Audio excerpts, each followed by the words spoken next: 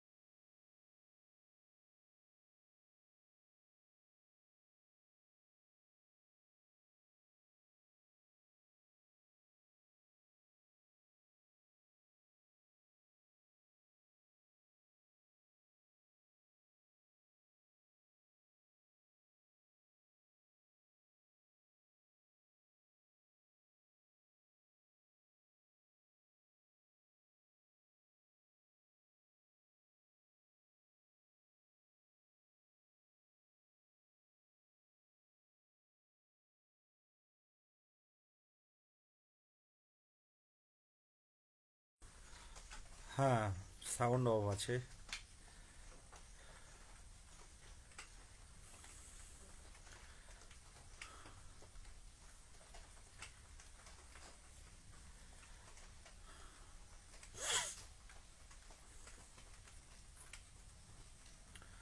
সকলকে good afternoon. আমি কতজন লাইভে কতজন আসছে মানে দেখতে পাচ্ছি না। না, দুপুরে ঘুমাই না দীপবাবু, দুপুরে ঘুম হয় না। গতকাল আপনারা জানেন, হ্যাঁ শুনতে পাচ্ছেন?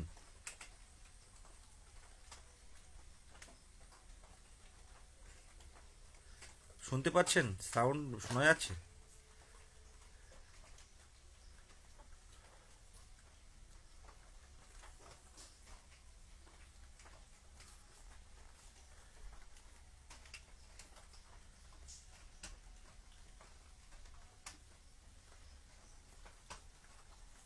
শুনতে পাচ্ছেন? হ্যাঁ শুনতে পাচ্ছেন?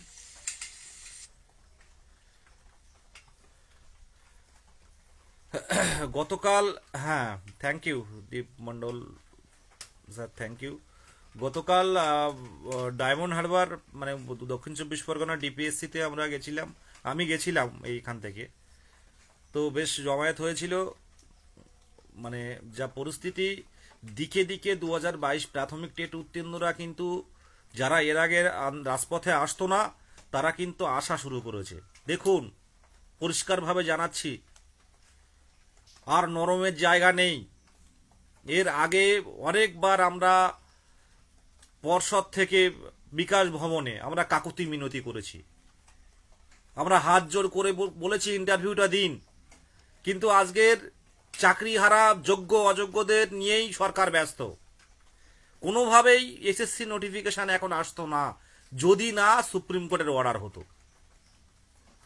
যদি না সুপ্রিম কোর্ট থেকে অর্ডার না আসতো, তাহলে মে মাস কেন, এমন মে মাস আর একটা চলে গেলেও এসএসসি আসতো কিনা সন্দেহ।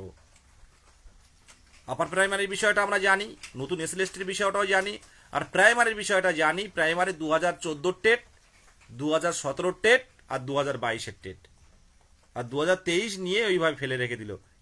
মানে 1 বছর 1.5 বছর হতে গেলে কোনো রেজাল্ট নেই। কতটা অনিয়া হতে পারে? আজকে যারা যোগ্য, প্যানেলে যেসব অযোগ্যরা জায়গা পেয়েছে, তাদের জন্য কেউ না কেউ বঞ্চিত হয়েছে, জীবনে তাদের লক্ষ্যটা পূরণ করতে পারেনি। তো সেই জায়গায় দাঁড়িয়ে কারো না কারোর, কেউ না কেউ ক্ষমতার অপব্যবহার করেছে। তার জন্য কিন্তু আজকে আমাদের পরিণতিটাও এই অবস্থায় এসে দাঁড়িয়েছে। আজকের আমরা 31 তারিখের অপেক্ষায় থাকব। 31 তারিখে নোটিফিকেশনটা কিভাবে দেয়া হচ্ছে, নোটিফিকেশনের ওবিসি রিজার্ভেশন ক্যাটাগরিগুলো কিভাবে কি সংশোধন করা হচ্ছে, সে বিষয়টা লক্ষ্য রাখবো। বারবার প্রত্যেকটা জায়গায়, প্রত্যেকটা রাজপথে কিন্তু আমরা বলে এসেছি যে নিয়োগের বিষয়টা আমাদের দেখা হোক। 2017 প্রাথমিক নোটিফিকেশন, নতুন করে টেট ডিএলএড যারা যুক্ত হতে পারেনি 17 পরে যারা এসেছিল, তারপর দীর্ঘ দিন কেটে গেছে। 5 বছর পর রাজ্য সরকার টেট নিয়েছে, রেজাল্ট পাবলিশ করে ইতিমধ্যে 2.5 বছর পেরিয়ে গেছে। সবাই জানে, প্রত্যেকেই জানেন ভালো করে বিষয়টা, প্রত্যেকেই, শাসক শ্রেণী থেকে বিরোধী থেকে শুরু করে নেতা মন্ত্রী প্রত্যেকেই জানে এই টেট বঞ্চিত আমাদের 2022 প্রাথমিক টেট উত্তীর্ণরা, সবাই দেখতে পাচ্ছে দিকে দিকে, কিন্তু কারোর কিছু বলার নেই যতক্ষণ না মুখ্যমন্ত্রী কিছু বলছে। তো আমরা 31 তারিখ এটা দেখবো কিভাবে নোটিফিকেশন আসে, তারপর বিস্তারিত বলবো। শুধু বলবো দিকে দিকে সংঘবদ্ধ হন, দিকে দিকে সংঘবদ্ধ তৈরি হন। 22 স্টেটে এখন দেখুন, হারানোর কিছু নেই। যাদের বয়স 28, 29, 30, অনেকেরই বয়স, গতকাল গেছিলাম ডিপিএসসিতে দক্ষিণ 24 পরগনা, 38, 39, 40 বছর পেরিয়ে গেছে তারা এসছে। সুতরাং এই টাইমটা ভয় পাওয়ারও জায়গা নেই, হারানোরও কিছু নেই, লড়াই হবে। আর আগামী 2 তারিখে খুব সম্ভব সোমবার উত্তর 24 পরগনা জেলা প্রাইমারি বিদ্যালয় সংসদে আমরা ডেপুটেশন দেব। সেখানে কিন্তু বিস্তারিত একটা আলোচনা আমরা করার চেষ্টা করব। আমরা যেহেতু একটা ডেট পুলিশ সবাইকে জানানো হয়েছে, ইন্টিমেশন করা হয়েছে, উত্তর 24 পরগনার প্রত্যেক প্রাথমিক টেট উত্তীর্ণদের বলবো কানটা খুলে শুনে রাখুন, যারা এখনো পর্যন্ত রাজপথে আসেননি। আর যদি ভাবেন যে এসএসসি পরীক্ষা দেবেন তাহলে পড়া শুরু করুন, আর আসতে হবে না। অনেক কিছু দেখার বাকি আছে, সামনের দিনে আরো দেখতে পাবেন। 32,000 নিয়ে যদি কোনো সমস্যা হয় কোনো না কারণে, তখন বুঝতে পারবেন যে প্রাথমিক শিক্ষক নিয়োগ কোন অথই পাতালে চলে যাবে, আপনারা খুঁজে পাবেন না। এর আগে যদি নোটিফিকেশনটা নিয়ে আসতে পারি তাহলে মনে করবেন একটা প্রসেসে ঢুকে গেলাম, আর সমস্যা তৈরি হবে না। আগামী 2 তারিখ মানে সোমবার বারাসাত 1 নম্বর প্ল্যাটফর্ম রেল স্টেশন, প্রত্যেকটা গ্রুপে জানানো হবে বেলা 11টা, 11:30 থেকে 12টা। এই প্ল্যাটফর্মে আপনারা বারাসাত 1 নম্বর প্ল্যাটফর্ম টিকিট কাউন্টারের পাশে চলে আসবেন। ইউটিউবার যারা আছে, স্যার বা ভাই যাই বলুন না কেন, তাদেরকে বলবো একটু ডেটটা দিয়ে দেবেন। অনেকেই লাইভ শেয়ার করেন যে আগামী 2 তারিখ, জুন মাসের 2 তারিখ সোমবার উত্তর 24 পরগনার ডিপিএসসি, উত্তর 24 পরগনা জেলা প্রাথমিক বিদ্যালয় সংসদে পুরো পারমিশন ভিত্তিক, আগে থেকে চেয়ারম্যানের ডেট নিয়ে এবং পুলিশকে জানিয়ে কিন্তু আমরা এই ডেপুটেশন কর্মসূচি করছি। ছোট্ট একটা মিছিল হবে।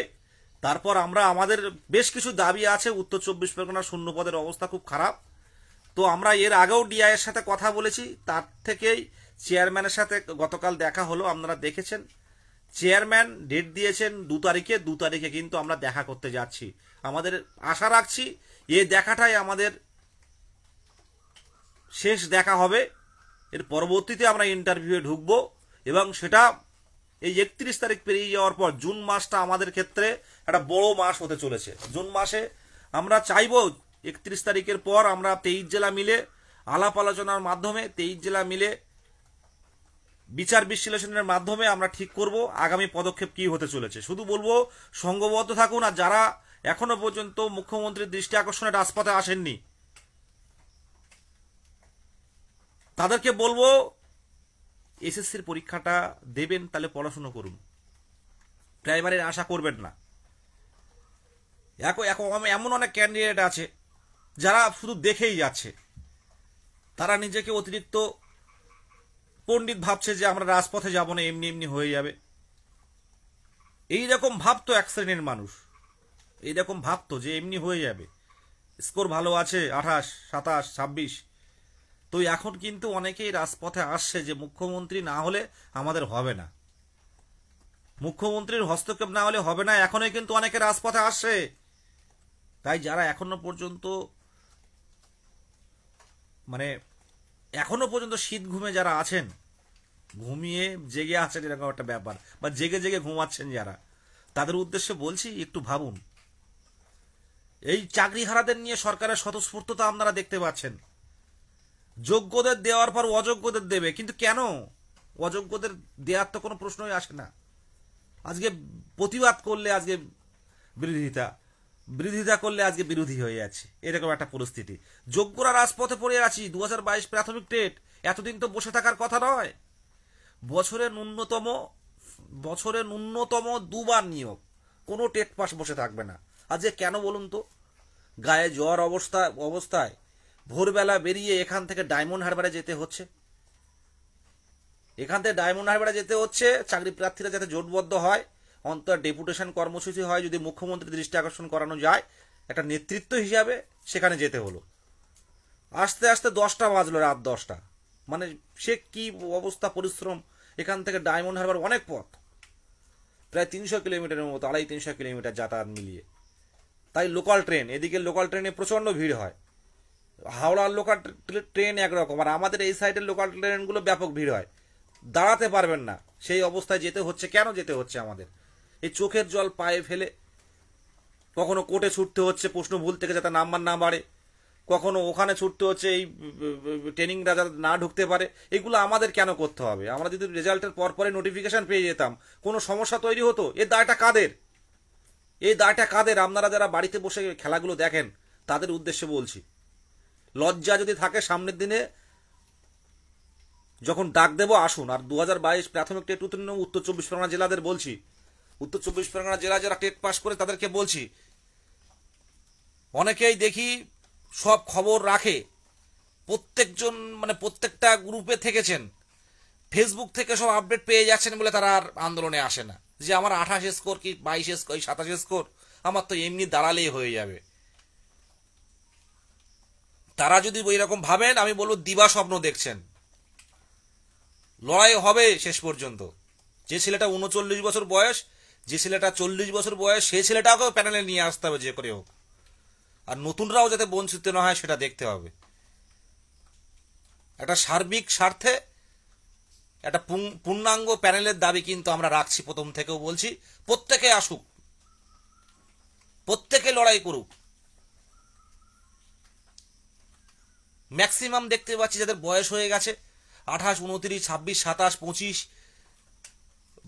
32, 35, 37, 39, এরাই দেখলাম যে বেশি আন্দোলনে এরা ভিড়টা বেশি করে, কারণ এদের যন্ত্রণা আছে। আর ম্যাক্সিমাম যাদের একটু বয়স কম তারা খেলা দেখছে বাড়িতে বসে বসে। বৃষ্টি হলে বেরোবো না, আমি অনেকের কথা শুনলি আজ বৃষ্টি হচ্ছে আজ বেরোবো না, আস্তে আস্তে বৃষ্টি হচ্ছে, ঝিরঝিরিয়ে বৃষ্টি।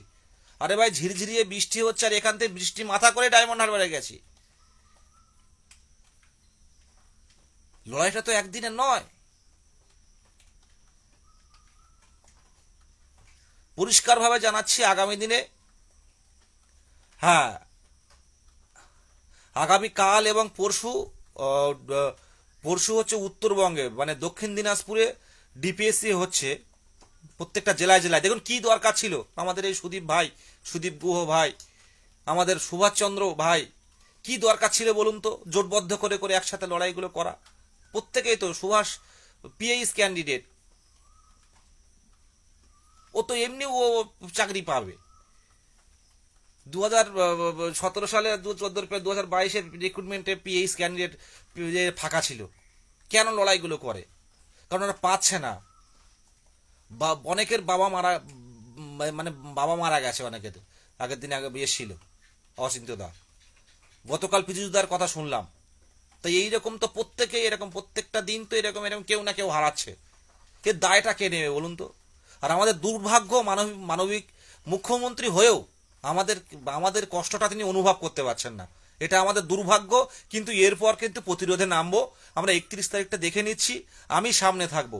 পুলিশ যদি গুলি করে করুক, জীবন দিয়ে দেব। কারণ সত্যি কথা বলতে কি, বাবা মায়ের বয়স হচ্ছে, তাদের দিকে আর এইভাবে তাকানো যায় না। কতদিন বলা যায়? বারে বারে বলে আন্দোলনে গেলে, আগের দিন গেছিলাম, মা এসে বলল কি হলো, কিছু বললো, আন্দোলন করে করে তো গলা ভাঙিয়ে ফেলেছিস, যে গলা ভালো করে কথা বলতে পারছি না, যে এত চিৎকার করিস কেন? তাহলে দেখে তো মোবাইলে টাইলে বাড়িতে সবাই দেখে, তো কি উত্তর দেব? প্রত্যেকে কি ভালো আছি আমরা? আজ সংসার ফেলে অনেক বোনেরা ফিরে যেতে যায়, অনেক দাদারা যায় সংসার ফেলে, বউ মানে বাচ্চাদের ফেলে তারা আন্দোলনে যাচ্ছে। কেন এগুলো? কেন এতদিন ধরে আন্দোলন কেন করতে হবে? ন্যূনতম বছরে 2বার নিয়োগ, কোনো টেট পাস বসে থাকবে না। এই কথাটা কি ভুল? শুনুন, বেশি কথা বলবো না। আগামী 2 তারিখে উত্তর 24 পরগনা জেলা প্রাইমারি বিদ্যালয় সংসদে আমরা যাচ্ছি। প্রত্যেকে আসার চেষ্টা করুন যারা উত্তর 24 পরগনা জেলায় আছেন। আর আগামীকাল উত্তর দিনাজপুরে ডিপিএসসি অভিযানে যান, যারা লাইভটা দেখবেন। আর ইউটিউবার যারা আছেন তাদেরকে বলবো লাইভ একটু লিখে দেবেন, খুব ভালো হয়। প্রত্যেকেই চেষ্টা করুন। গতকালকেও অনেকে গেছিল, এই লাস্ট 2 দিন যে ধর্না হয়েছিল সেখানেও অনেকে গেছিল। দেখুন, অনেকে আছে গ্রুপে নেই, কিন্তু ইউটিউব দেখে দেখে আসেন। প্রত্যেকের উদ্দেশ্যে বলছি, সবাই নিজের জায়গাটা কিন্তু দেখছে। চাকরি হারা যোগ্য অযোগ্য সব নিজের ফ্যামিলি, নিজের, কেউ কিন্তু আমাদের পাশে কোনোদিন দাঁড়ায়নি। আন্দোলন কিন্তু সবাই দেখে গেছে, মজা নিয়ে গেছে। প্রত্যেকেই নিজের নিজের জায়গায় লড়ছে। 22 স্টেট কেন নিজের জায়গায় লড়বে না? কেন মুষ্টিমেয় হাতে গোনা কয়েকজন পথে নামবে? কম করা হয়নি তো টেট উত্তীর্ণদের জন্য? হাতে গোনা কয়েকজন কেন নামবে? কেন বারে বারে তাদের রাজপথে দেখতে হবে? প্রত্যেকের উদ্দেশ্যে বলছি, 31 তারিখ পর্যন্ত অপেক্ষা করুন। দলমত নির্বিশেষে প্রত্যেক টেট উত্তীর্ণদের বলবো, প্রতিরোধে নামতে হবে। এখানে কোনো গ্রুপবাজি চলবে না। পরিষ্কারভাবে এই লাইভের মাধ্যমে, একদম আমার নিজের পার্সোনাল ফেসবুকে থেকে আমি লাইভ করছি, পরিষ্কারভাবে জানাচ্ছি, ভবিষ্যৎ নিয়ে ছেলে খেলা চলবে না।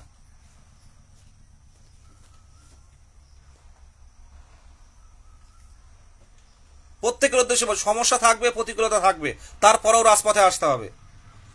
আর যদি এর মধ্যে নোটিফিকেশন আসে ভালো, না হলে কিন্তু এইভাবে আমাদের ঝুলে থাকতে হবে। কিন্তু দ্বিতীয় আপার প্রাইমারি তৈরি হবে। আপনারা কেন অনেকে জিজ্ঞাসা করেন যে পুজোর আগে হবে, এবছরও কি হবে, 26-এর মধ্যে কি হবে? কেন কথা জিজ্ঞাসা করেন 26-এর মধ্যে হবে কিনা? কেন হবে না সেটা জিজ্ঞাসা করুন। বছরে 2বার নিয়োগ, কোনো টেট পাস বসে থাকবে না। সোশ্যাল মিডিয়াতে যে কেউ যে কোনোভাবে, যে কোনো ইউটিউবে বিভিন্ন কিছু বলছে, কিন্তু যারা টেট উত্তীর্ণ সংঘবদ্ধ হন প্রত্যেকে। এই জেলা ডিপিএসসি গুলো শেষ করুন, 31 তারিখ পর্যন্ত অপেক্ষা করুন, এটুকু বলবো। ধন্যবাদ সকলকে লাইভে দেখার জন্য। আমি দেখতে পাচ্ছি না কতজন লাইভ দেখছে, তো আমি আর কথা বাড়াবো না। মানসিক পরিস্থিতি ভীষণ খারাপ। এবারে কিন্তু আমাদের আন্দোলনটা কিন্তু গুরুত্বপূর্ণভাবে দেখতে হবে। সরকারের পাশে আছি থেকে আজকে সরকার আমাদের পাশে আছে কি করে বুঝো বলুন? আমরা প্রত্যেকে পাশে না থাকলে সরকার তৈরি হয় না, সরকার নির্বাচিত সরকার তৈরি হয় না। প্রত্যেকেই আমরা পাশে ছিলাম, আর সেই সরকার নিজের দায়িত্ব থেকে সরে আসছে। আচ্ছা, কেন বলুন তো রাজপথে পড়ে থাকতে হবে? কেন আমাদের নিয়ে একটা কথা কেন বলা হলো না? কেন কতজন শূন্যপদ রয়েছে এটাও তো বলা যায়, যে এত শূন্যপদ রয়েছে, ক্যাটাগরি বাদ দিয়েও তো বলতে পারে। সেই জায়গাটা কি আপনারা তৈরি করতে পারেন না? কেন 500,000 জন পথে নামবে? 5,000 জন পথে নামতে পারে না? 5,000 জন পথে নামতে পারে না, 500 জন কেন? আর কিছু কিছু মানুষ আমি দেখি, অবাক হয়ে যায়। এরা ফেসবুকে বেশ রিলস বানাচ্ছে, সুন্দর সুন্দর রিলস বানাচ্ছে।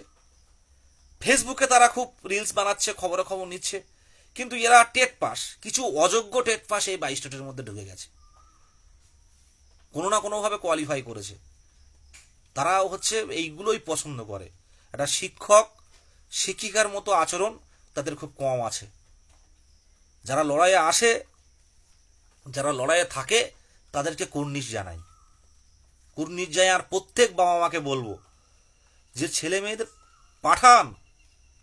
অনেক সংখ্যালঘু পরিবার থেকে তাদের মেয়েদের কিংবা ছেলেদের পাঠান না। অনেকে শুক্রবারে নামাজ পড়তে হয় বলে আসে না।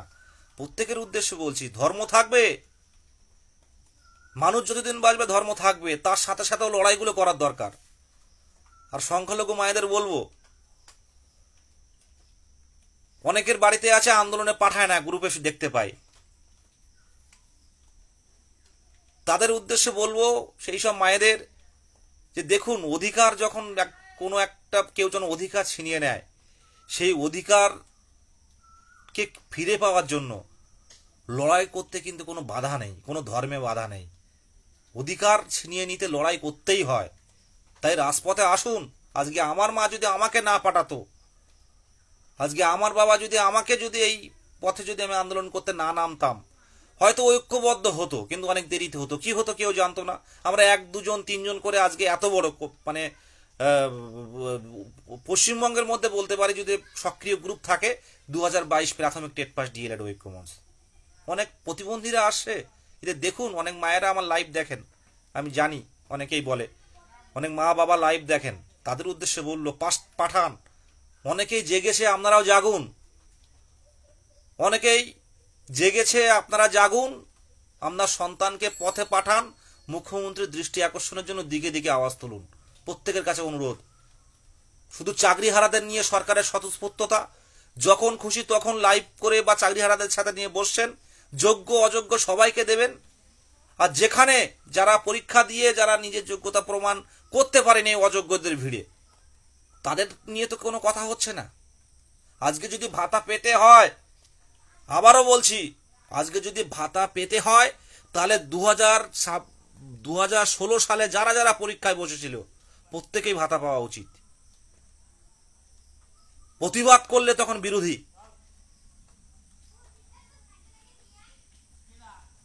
আজকে 2022-এর প্রাইমারি রিক্রুটমেন্ট বলা হচ্ছে, কাদের রিক্রুটমেন্ট করা হলো? সেই 2014 সাল 2017 যারা টেট নোটিফিকেশন ছিল তাদের। নতুন করে এই 5-7 বছরের মধ্যে কোনো নিয়োগ হয়নি নতুন করে।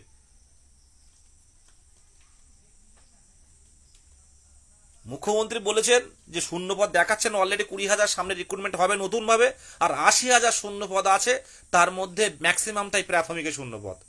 আর সবচেয়ে ভালো নতুন করে পরীক্ষা নেওয়া, তার থেকে ভালো হচ্ছে নতুন করে পরীক্ষার থেকে যারা উত্তীর্ণ আছে এদের নিয়োগ করে স্কুলগুলো ভর্তি করা হোক, নতুন পোস্ট ক্রিয়েট করা হোক প্রত্যেকটা স্কুলে। তাহলে এই টেট উত্তীর্ণ যাদের মনে, প্রত্যেকের মনে একটা অসন্তোষ জাগছে, তাদের মনে অন্তত ভাববে যে না, এইবারে চাকরি পেয়ে সরকার আমার কাজটা দিয়েছে, ধন্যবাদ জানাবে সরকারকে। তা না হলে কিন্তু এই অসন্তোষ দিনের পর দিন বাড়বে।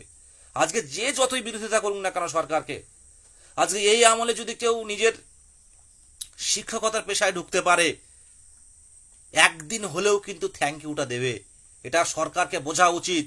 প্রত্যেক এই টেট উত্তীর্ণ যারা আছে শিক্ষকের পেশায়, এদের আলাদা কোনো রাজনৈতিক রং হয় না। সে যেই অন্য রাজনৈতিক ফ্যামিলি পরিবার থেকে আসুক না কেন, আজকে এই সরকারের আমলে যদি স্কুলে ঢুকতে পারে, তাহলে সে কিন্তু দিনের শেষে এই সরকারকে কিন্তু একটা থ্যাংক ইউ দিলেও কিন্তু দেবে, ধন্যবাদ জ্ঞাপন করবে। এটা বুঝতে হবে। এইটুকু বলবো, কথা বাড়াবো না। অনেক লাইভ করেছি জীবনে, প্রচুর লাইভ করেছি, ঘন্টার পর ঘন্টা লাইভ করেছি। শুধু বলবো, এই জুন মাসটা কিন্তু আমরা ভেবেছিলাম আন্দোলনে যাব না, অপেক্ষা করব, কিন্তু 31 তারিখের পর আমাদের নির্ভর করছে আগামী দিনে কি হবে। তবে এবার আন্দোলন বলে নয়, আমরা যাব, সাথে সাথে আমাদের কিছু একটা বলতে হবে, আমরা উঠবো না, পরিষ্কার কথা, যেখানে হোক না কেন। প্রত্যেকে ভালো থাকবেন। আর একটাই কথা, যার 39 বছর আর যার 23 বছর, প্রত্যেকেই মেরিটে আসুক, এর জন্য চাই শূন্যপদ। অনেকেই ভাবছে যে 50,000 শূন্যপদ এখন দিলে পরে যারা ডিএলএড করছে এদের কি হবে। আমি তাদেরকে বলবো, আগে টেট পাস করুন, টেট পাস করে আসুন, তারপরে এমন কমেন্ট করবেন। ধন্যবাদ প্রত্যেককে। শরীর ভালো না, শুধু ফিজিক্যালি নয়, মানসিকভাবেও শরীর ভালো না, মানসিক মানে পরিস্থিতিও ভালো না। প্রত্যেকের উদ্দেশ্যে বলবো যে আসুন রাজপথে, নিজের বাবা মায়ের চোখের জল, নিজের পরিবারের চোখের জল, নিজের কাউকে না জানিয়ে যে কষ্ট, নিজের চোখের জলটা পড়ে রাতের বেলা, দিনের বেলা বাবা মায়ের সামনে সেটা বলতে পারেন না, সেই কষ্ট নিরাময় করতে, সেই কষ্টটাকে ভুলতে লড়াই করুন, অন্তত পক্ষে সুযোগটা আসুক, এটুকুই। প্রত্যেকে ভালো থাকবেন। শুনুন, পর্ষদ সভাপতির সাথে দেখা করুন। একবার পর্ষদ সভাপতির সাথে দেখা করব না, আমরা পর্ষদ সভাপতির সাথে দেখা করে একই কথা বলবেন, পর্ষদ সভাপতি একই কথা বলবেন। এখানে একটা কথা আপনারা জানে বুঝতে পারছেন না, এখানে শিক্ষামন্ত্রী প্রাথমিক শিক্ষা পর্ষদ নয়, এখানে শেষ কথা বলবেন মাননীয় মুখ্যমন্ত্রী শ্রীমতী মমতা ব্যানার্জি। উনি যদি বলেন পর্ষদ কেন, শিক্ষামন্ত্রীও মানে আজ বললে, মুখ্যমন্ত্রী আজ বললে কাল নোটিফিকেশন আসবে। এখানে প্রাথমিক শিক্ষা পর্ষদ সভাপতির আলাদা করে শূন্যপদ বিকাশ ভবন থেকে নেয়ার সেই মানে কিছু কিছু লিমিটেশন থাকে, সেই জায়গা মানে হয়তো শূন্যপদ চাইতে পারে, কিন্তু শূন্যপদটা কিন্তু সরকার দেবে, এটা মাথায় রাখবেন। কোথায় কোন শূন্যপদ সেটা কিন্তু প্রাথমিক শিক্ষা পর্ষদ কিন্তু জানে না, এটা কিন্তু পুরো বিকাশ ভবনের শিক্ষা দপ্তরেই জানে। তারা শূন্যপদ দিলেই একমাত্র autonomous body West Bengal board of primary education ওনারা স্বচ্ছতার ভিত্তিতে নিয়োগ করার চেষ্টা করবেন। কিন্তু গৌতম পাল বাবুর নিজের ব্যক্তিগতভাবে শূন্যপদ তৈরি করে রিক্রুটমেন্ট করার সে প্রসেসে উনি ওখানে যেতে পারবেন, ওটা বিকাশ ভবনের হাতে চলে গেছে। এটা বুঝতে হবে ব্যাপারগুলো। আমরা দেখা করলে আজ বললে কাল দেখা হবে, কি বলবেন উনি একই কথা বলবেন যে মুখ্যমন্ত্রী না বলা পর্যন্ত কি শিক্ষা দপ্তর থেকে শূন্যপদ নিয়ে আসুন, আমি নিয়োগ করে দেবো। ওনার তো একই কথা বলেন। আমরা গিয়েছি, ইতিমধ্যেও গেছি, দেখা করেছি, কথা বলেছি দীর্ঘক্ষণ, হয়তো লাইভ করা হয়নি। ওই একই কথা যে শিক্ষা দপ্তর থেকে আমার শূন্যপদ দিক, আমি 3 মাসের মধ্যে নিয়োগ করে দেবো, আমি শূন্যপদ চেয়ে পাঠিয়েছি, এই একই কথা উনি বলছেন। তাই ওখানে গিয়ে ওখানে গিয়ে কোনো কাজ হবে না। আমাদের মুখ্যমন্ত্রীর দৃষ্টি আকর্ষণ করাতে হবে, একটা প্রতিরোধ গড়ে তুলতে হবে। যেরকম চাকরিহারারা বসে পড়েছিল, আমরাও বসে পড়বো, এই জায়গাটা তৈরি করব। আর প্রত্যেককে বলবো সংঘবদ্ধ থাকুন, পাশে থাকুন। আজকে ওবিসি বাহানা দিয়ে এতদিন রাখা হলো আমাদেরকে, আর সেই ওবিসির সমস্যার মধ্যেই কিন্তু এসএসসি নোটিফিকেশন আসছে। তাই বলবো 31শে মে পর্যন্ত অপেক্ষা করুন। আমরা ওই 31শে মের পর আমরা ওই দিনই আলোচনা করব নোটিফিকেশন আসার পর, যে কি করলো সরকার, কি করতে চলেছে, আমাদের নিয়ে কি সত্যি নোটিফিকেশন আসা সম্ভব নতুন প্রাইমারি টেট উত্তীর্ণদের নিয়ে। এটা দেখে তারপর পরবর্তী পদক্ষেপ নেব। ধন্যবাদ সকলকে।